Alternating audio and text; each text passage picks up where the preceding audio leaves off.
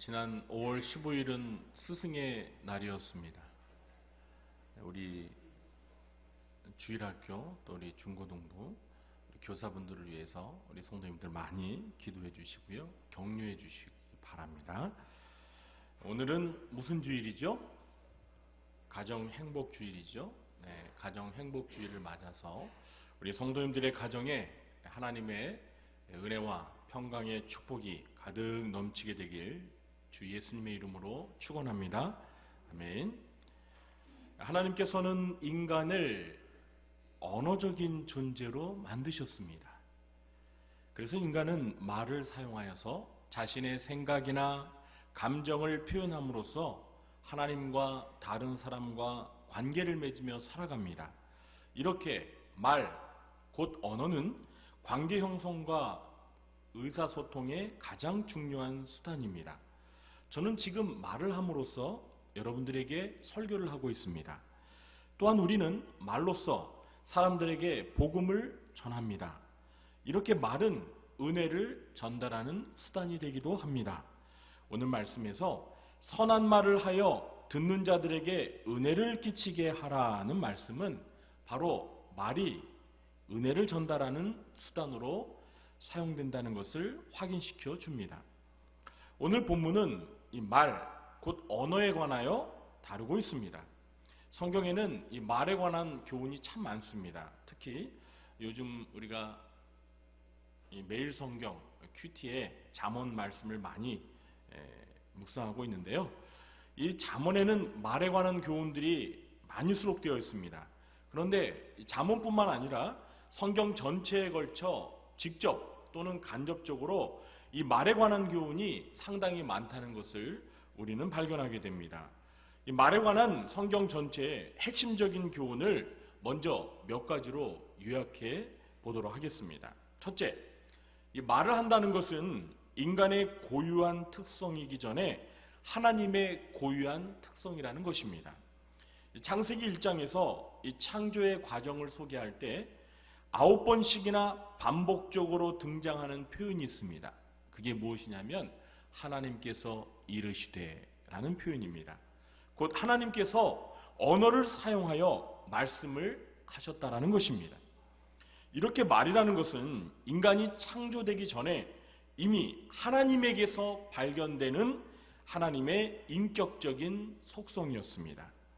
인간이 말을 하게 된 것은 바로 말씀하시는 하나님의 형상을 따라 지음을 받았기 때문입니다.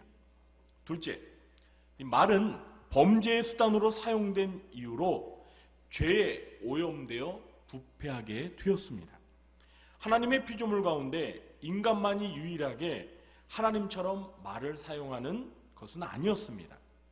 천사들도 말을 구사할 수 있었습니다. 그런데 이 타락한 천사인 마귀가 아담과 하와를 유혹할 때 범죄의 수단으로 사용한 것이 바로 말이었습니다. 뱀은 거짓말로써 인간을 유혹하여 결국 선악과를 따먹고 타락하게 만들었습니다. 타락한 인간은 금세 그들의 말이 죄로 오염되고 부패하였습니다.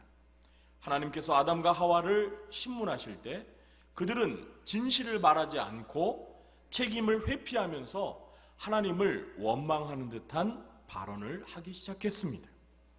이때부터 인간의 혀는 야고보서의 말씀처럼 쉬지 아니하는 악이요 죽이는 독이 가득한 것이 되고 말았던 것입니다. 그래서 인간의 입은 온갖 종류의 더럽고 악한 말들을 쏟아내기 시작한 것입니다.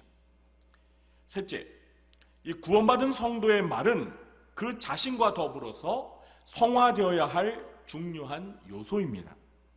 예수님을 믿고 구원을 받은 성도가 이 그리스도를 본받아서 점차 거룩하게 변화되는 과정을 가리켜서 성화라고 합니다. 그러면 구체적으로 이 성도의 어떤 부분이 성화되어야 할까요? 크게 네 가지 영역에서 변화가 일어나야 합니다. 첫째는 생각, 곧 가치관의 변화가 필요합니다. 둘째는 성품의 변화입니다. 그리고 셋째는 이 말의 변화입니다. 그리고 마지막 넷째는 행동의 변화가 필요합니다. 이렇게 생각, 가치관, 성품, 말, 행동, 이 네 가지 영역에서 우리는 거룩히 성화되어야 합니다. 그런데 이 네 가지 가운데 가장 변화가 더딘 부분이 과연 무엇일까요? 그렇습니다. 이 말의 변화, 이것이 가장 더디다고 할 수 있습니다. 그래서 야고보서에는 우리가 다 실수가 많으니 만일 말에 실수가 없는 자라면 곧 온전한 사람이라 이렇게 말을 하면서 혀는 능히 길들일 사람이 없다 이렇게 말을 하는 것입니다. 그러나 성도는 그렇다고 이 말이 변하기 어렵다고 해서 말의 변화를 추구하는 노력을 게을리하거나 포기해서는 안 될 것입니다. 성경은 성도의 말이 변해야 한다라고 누누이 강조하고 있기 때문입니다. 오늘 본문 29절에서도 사도 바울은 무릇 더러운 말은 너희 입 밖에도 내지 말고 오직 덕을 세우는 데 소용되는 대로 선한 말을 하여 듣는 자들에게 은혜를 끼치게 하라 이렇게 강한 어조로 말씀하고 있습니다. 그리고 30절에서 하나님의 성령을 근심하게 하지 말라 이렇게 말하고 있는데요. 이것은 성도가 더럽고 악한 말을 하게 되면 성령님께서 근심하신다는 의미를 내포하고 있는 것입니다. 넷째, 인간의 행복과 불행이 인간의 말에 달려 있습니다. 우리에게 잘 알려진 잠언의 말씀 가운데 죽고 사는 것이 혀의 힘에 달렸나니 라는 말씀이 있습니다. 어떤 말을 하느냐에 따라 사람의 죽고 사는 것이 결정될 수 있다는 말이죠. 마태복음 12장 37절에서 예수님도 내 말로 의롭다함을 받고 내 말로 정죄함을 받으리라 이렇게 말씀하셨습니다. 또한 잠언 13장 2절에서는 사람은 입의 열매로 인하여 복록을 누리거니와 라고 했습니다. 말로써 복을 누린다는 것입니다. 이 반대도 마찬가지입니다. 말로써 화를 초래할 수도 있는 것입니다. 그래서 사도 베드로는 생명을 사랑하고 좋은 날 보기를 원하는 자는 혀를 금하여 악한 말을 그치라 이렇게 충고합니다. 이런 성경의 가르침을 종합해 볼 때 인간에게 말은 단순한 의사소통의 도구만이 아닙니다. 말이란 때로는 범죄의 수단이 되기도 하고 정반대로 은혜를 전달하는 수단이 될 수도 있습니다. 그리고 말에 따라서 인간의 생사화복이 결정될 만큼 말은 인간의 삶에 지대한 영향을 끼치는 중요한 요소입니다. 5월은 가정의 달입니다. 인간은 누구나 행복한 가정을 꿈꾸며 살아가고 있습니다. 여러분도 행복한 가정을 꿈꾸며 살고 계십니까? 아멘. 그런데 이 가정의 행복에 지대한 영향을 미치는 것이 바로 가족 구성원들 간에 사용하는 말인 것입니다. 우리가 가정에서 어떤 말을 하느냐가 가정의 행복을 좌우한다고 해도 과언이 아닌 것입니다. 일반적으로 사람들은 잘 모르는 사람이거나 남에게는 격식을 차리고 말을 조심해서 하는 경향이 있습니다. 그러나 아주 친하거나 허물이 없는 사람에게는 말을 편하게 합니다. 특히 가족들에게는 더 그렇습니다. 그러다 보니까 어떤 때는 이 말을 거침없이 함부로 할 때가 있습니다. 그래서 말로 인해 가족에게 큰 상처를 줄 때도 있습니다. 어떤 가정상담 기관에서 설문조사를 했는데요. 나에게 가장 많이 상처 주고 고통을 주는 사람이 누구입니까? 라는 질문에 99%가 가족이라고 대답을 했습니다. 몇 프로가요? 99%. 그런데 그 상처와 고통이 대부분 우리가 일상에서 내뱉는 말에 의해서 이루어지는 경우가 많다는 것입니다. 그러니까 오늘날 우리나라의 가정에서는 은혜와 사랑과 이 축복의 도구로 사용되어져야 할 말이 도리어 저주와 불행과 범죄의 도구로 사용되고 있다는 안타까운 결과인 것입니다. 우리 구리왕교 성도님들의 가정은 어떻습니까? 저는 오늘 이 가정의 달을 맞아, 이 가정 행복주의를 맞아 가정의 행복을 위한 언어 생활이라는 제목으로 우리 가정에 행복을 가져오는 선한 말들에 대해서 살펴보면서 함께 은혜를 나누려고 합니다. 사실 이 행복을 가져다주는 선한 말들은 종류가 많습니다. 그러나 오늘은 시간 관계상 3가지만 선별해서 여러분에게 말씀을 드리도록 하겠습니다. 첫째로, 사랑을 말로 표현할 때 행복한 가정이 됩니다. 사랑하는 감정을 표현하는 방법은 꼭 말로서만 가능한 것은 아니지요. 얼굴 표정이나 눈빛만으로도 사랑의 감정을 담아 얼마든지 표현이 가능합니다.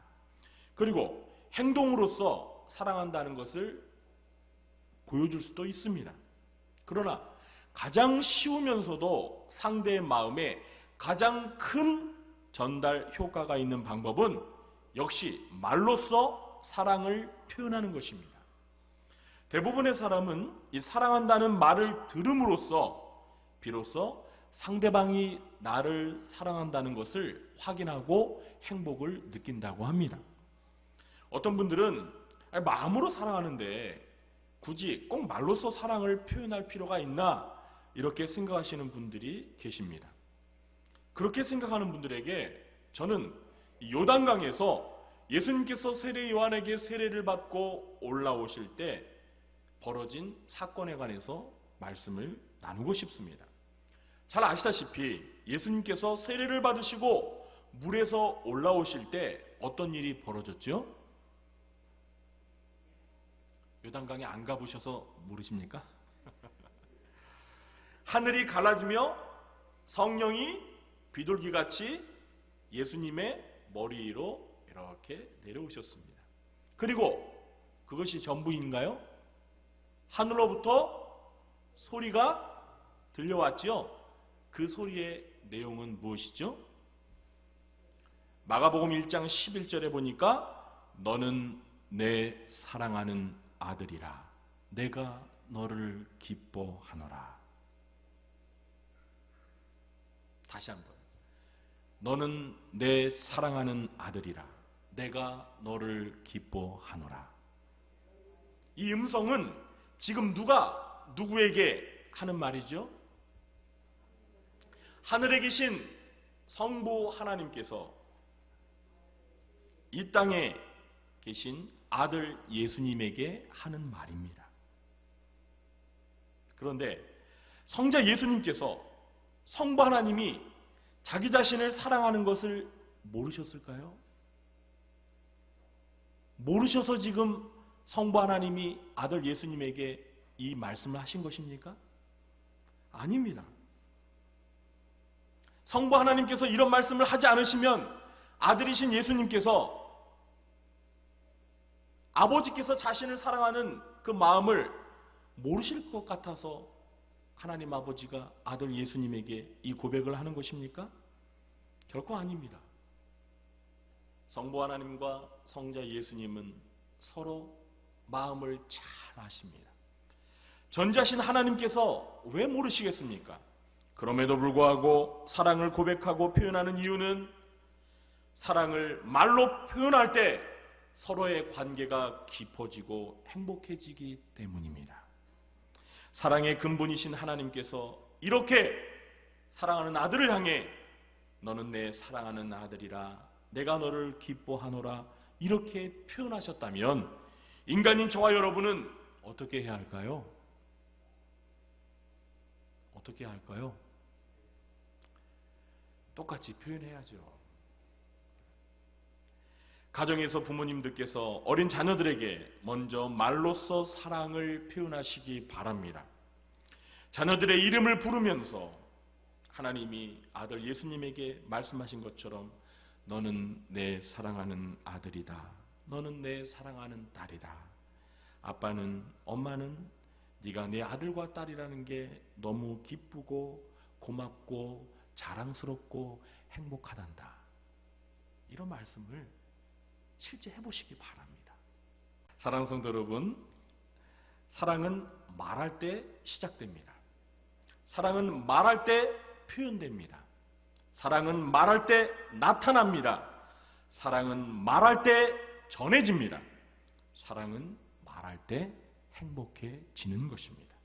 그러므로 부부간에, 부모와 자녀들 간에 사랑을 말로써 표현하시기 바랍니다.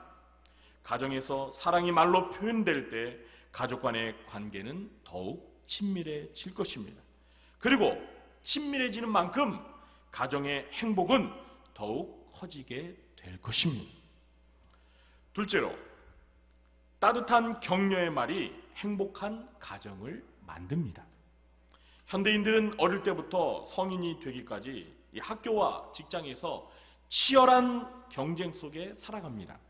그러다 보니까 경쟁의 대열에서 낙오될 수 있다는 두려움과 불안에 떨기도 하고, 경쟁에서 뒤처지거나 실패를 맛보게 될까봐 낙심과 심한 좌절감을 또 경험하며 두려워하며 불안해하며 그렇게 살아갑니다. 그래서 이 치열한 경쟁 사회를 사는 국민일수록 행복 지수가 낮을 수밖에 없는 것입니다. 그런데 이런 때 누군가 그들의 두렵고 불안하며 좌절과 낙심된 마음을 위로해주고 격려해주면 그 힘든 순간을 잘 극복할 수 있는 힘과 용기를 얻게 될 것입니다. 그 역할을 누가 해줄 수 있을까요? 물론 교회도 해줄 수 있지만 무엇보다도 사회의 최소 단위인 가정에서부터 그 역할을 감당해야 합니다. 그러나 제가 설교의 서두에서 언급한 대로 오늘날 현대인들은 오히려 가족에게 심한 상처와 고통을 받고 있다고 호소하고 있습니다. 오늘날 우리의 가정들이 위로와 격려를 제공해주는 따뜻하고 편안한 안식처의 역할을 제대로 수행하지 못하고 있다는 것입니다. 여러분, 촌철살인이라는 사자성어 아시죠? 촌철살인. 이 말은 문자적으로는 한치의 쇠붙이로 살인한다는 아주 섬뜩한 의미를 가지고 있습니다. 그러나 사실 이 사자성어는요, 간단한 말로도 남을 감동시키거나 남의 약점을 찌를 수 있다는 뜻으로 긍정적인 의미로도 쓰일 수 있고 부정적인 의미로도 다 쓰이는 말입니다. 그렇습니다. 두려움과 불안 속에 떨고 있는 사람들과 실패와 좌절의 아픔을 겪고 있는 사람들을 치유하는 일에는 많은 돈이 필요한 것이 아닙니다. 단지 진심 어린 마음으로 그들을 위로하고 격려하는 따뜻한 몇 마디의 말로도 상대방을 위로할 수 있고 상한 심령을 치유해 줄 수 있다는 것입니다. 사도행전 15장 36절 이하의 말씀을 보시면 이 바나바와 바울이 제2차 전도 여행을 앞두고 이 마가라는 한 사람을 수행원으로 데리고 갈 것인가 말 것인가를 놓고 심한 의견 대립을 보이는 장면이 나옵니다. 왜 이런 일이 발생했냐면 마가가 제1차 전도 여행 때 힘들다고 중도에 포기하고 돌아갔기 때문입니다. 그래서 사도 바울은 그런 마가를 2차 전도 여행 때 데리고 갈 수 없다는 강경한 입장을 취했습니다. 그런데 반면에 이 바나바는 마가를 데리고 가서 첫 번 실패를 만회할 수 있는 재기의 기회를 주자는 그런 입장이었습니다. 결국 이 두 사도 간에 견해차가 너무 심해서 바울과 바나바는 서로 갈라져 각각 따로 전도 여행을 떠나고 말았습니다. 바울은 실라를 데리고 전도 여행을 떠났고 바나바는 마가를 데리고 전도 여행을 떠났습니다. 그런데 그 후로 마가는 어떻게 되었을까요? 마가는 재기하는데 성공했습니다.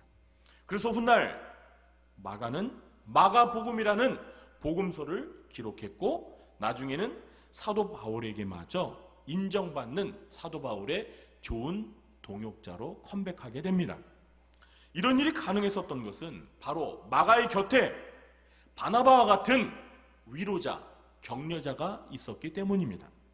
그런데 사실 이 바나바가 누구냐면 바로 마가의 외삼촌이었습니다.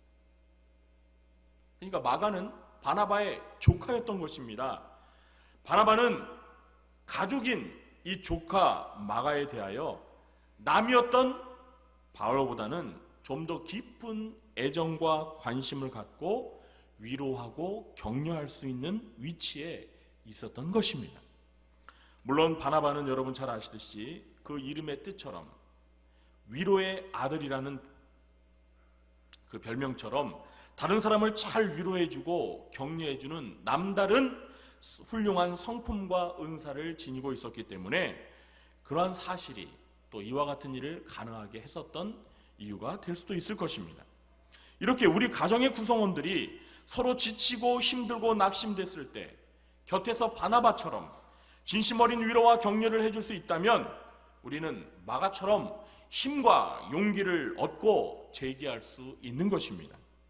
고린도후서 7장 6절에서 사도 바울은 우리가 믿는 하나님을 가리켜서 낙심한 자들을 위로하시는 하나님이다 이렇게 소개하고 있습니다. 그리고 성령님을 가리키는 이 보혜사라는 말에는 위로자, 상담자라는 의미가 있습니다.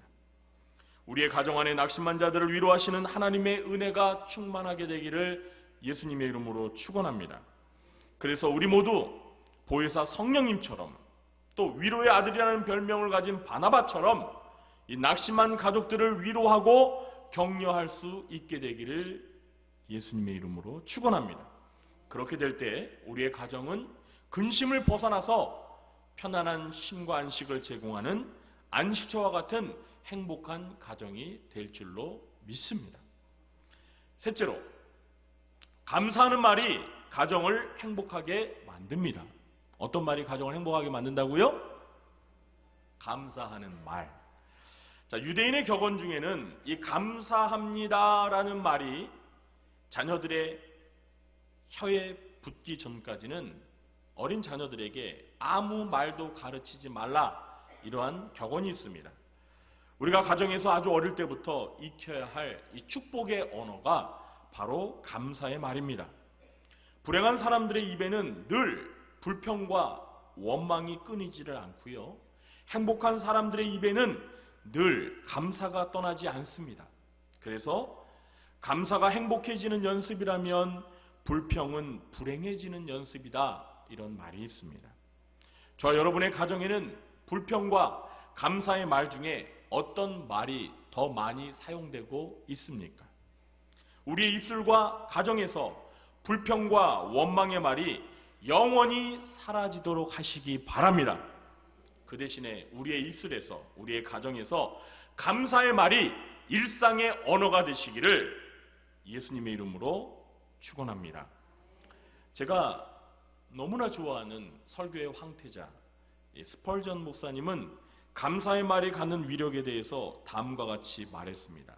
제가 이 말씀을 너무 좋아하기 때문에 설교에 많이 인용을 합니다. 아마 들으셨던 분들 다시 한번 들으시기 바랍니다. 들어도 또 들어도 좋은 말은 계속 들어도 은혜가 되더라고요. 그러시죠? 네, 아멘이 좀 약한 것 같습니다. 그냥 접을까요? 한번 들어보세요. 불행할 때 감사하면 불행이 끝이 나고 형통할 때 감사하면 형통이 연장된다. 어쩌면 이렇게 말을 잘할까요? 불행할 때 감사하면 불행이 끝이 나고 형통할 때 감사하면 형통이 어떻게 된다고요? 연장된대요. 촛불을 보고 감사하면 하나님은 전깃불을 주시고 전깃불을 보고 감사하면 달빛을 보고 감사하면 햇빛을 보고 감사하면 하나님은 영원히 사라지지 않는 천국의 영광을 비춰주신다. 아멘. 이런 말은요, 감사를 평소에 언어로 사용하는 사람만이 할 수 있는 말이에요. 저와 여러분도 평소에 이렇게 스펄전 목사님처럼 감사를 일상의 여러분의 언어로 말하며 살아가시는 그러한 성도님들 되시기를 예수님의 이름으로 축원합니다. 오늘 본문인 에베소서 4장 다음인 5장에서는 하나님을 본받는 하나님의 자녀들이 사용하지 말아야 할 말들과 사용해야 할 말들에 대해서 언급하고 있습니다. 그런데 성도가 마땅히 사용해야 할 말로서 제시되는 유일한 말이 하나가 있는데요. 그게 무엇이냐면 감사하는 말입니다. 사랑하는 성도 여러분, 감사의 말은요, 천국의 언어입니다. 저 여러분이 천국에 가서 가장 먼저 할 말이 무엇이라고 생각하십니까? 여러분이 죽어서 천국의 문을 탁 통과하는 순간, 여러분을 맞이하고 계신 그 예수님 앞에서 여러분은 맨 처음 어떤 말을 하게 될 것 같습니까? 그런 생각 안 해보셨어요? 너무나 먼 미래의 일이라서 생각 안 해보셨어요? 저는 천국을 너무너무 좋아하기 때문에 그런 상상을 많이 했어요. 제가 주님 앞에 기도하는 기도의 소원 중에 하나가, 지금은 별로 그 기도를 안 하는데 무엇이냐면, 주님, 제가 생전에 꿈에서라도 좀 천국을 구경할 수 있게 해주세요. 처음에는 지옥도 경험하게 해주시라고 기도했었거든요. 제가 전도를 잘하고 싶어서. 제가 전도할 때 이런 말을 많이 하거든요. 여러분, 예수 믿고 천국 가세요. 예수님 믿지 않으면 지옥 갑니다. 그러면 믿지 않는 사람이 뭐라 하냐면, 너가 지옥 가봤냐? 라고 하더라고요. 그래서 제가 정말 전도를 잘하기 위해서, 그래요, 지옥 가봤어요. 이렇게 하려고, 주님, 저에게 한번 지옥을 보여주세요. 지옥을 잠시라도 경험하게 해주세요. 라고 기도를 했다가, 진짜 천국과 지옥을 갔다 오신 분들의 간증을 들어보니까요, 지옥 구경조차 하기 싫더라고요. 정말 지옥을 보고 오신 분들은 한결같이 말해요. 정말 다시는 지옥 가기 싫다고요. 꿈에라도 가고 싫다고. 가고 싶어서 지옥 간 게 아니라고 그러더라고요, 다들. 본인들이 원하지도 않았는데 천국과 지옥을 경험한 거였어요. 그런데 저는 그것도 모르고 천국과 지옥까지 구경하고 싶다고 했으니 그때부터 제가 그 기도를 하지 않습니다. 그러나 천국은 지금도 생전에 제가 꿈에라도 한번 보고 싶다는 그런 고백을, 기도를 가끔은 합니다. 자, 어쨌든 저와 여러분이 천국의 문을 통과하는 순간, 저 여러분을 맞이하는 그 예수님 앞에서 맨 처음에 무슨 말을 할 것 같아요?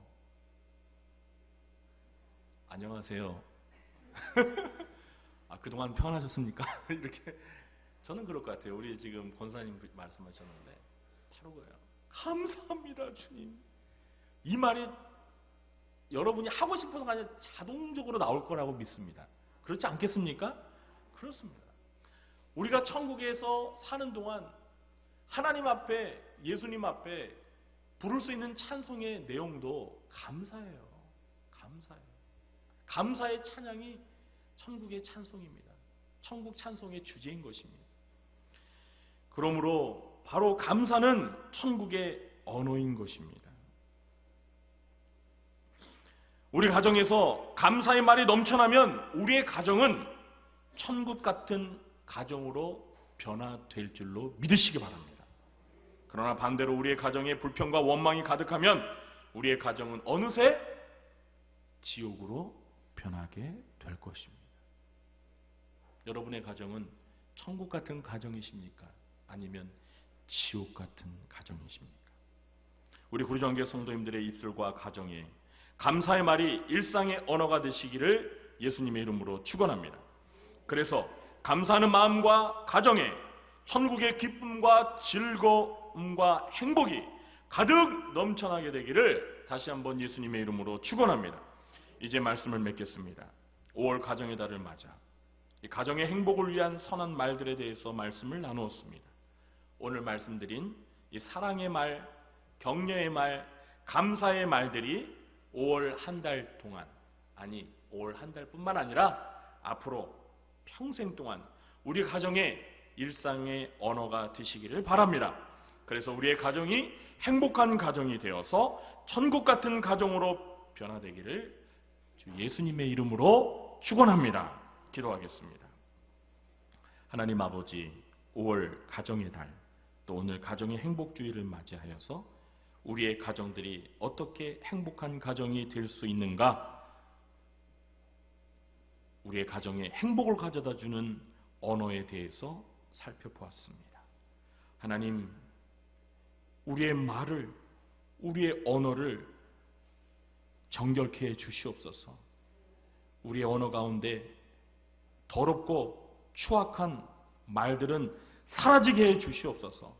성령님께서 우리의 혀를 길들여 주셔서 우리의 입술을 통해 우리의 사랑하는 가족들에게 사랑이 고백되게 해주시고, 상처받은 우리의 가족들에게 격려의 말을 하게 해주시고, 무엇보다 우리가 서로를 바라보며 감사의 말들을 할 수 있는, 그래서 우리의 가정이 이 말로써 행복해질 수 있는 은혜와 축복을 경험하게 해 주시옵소서.